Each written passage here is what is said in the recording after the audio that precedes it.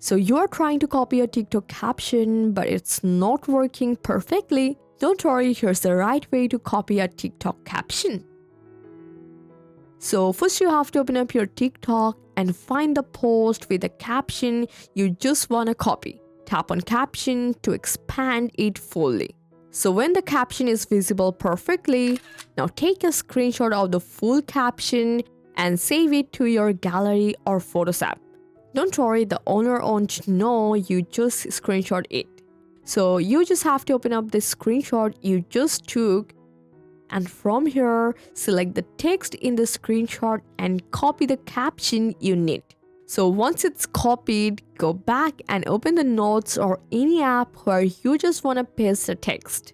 So now paste it and you will see the caption has been copied perfectly. Isn't that easy? I hope this guide helped you a lot. Thanks for watching.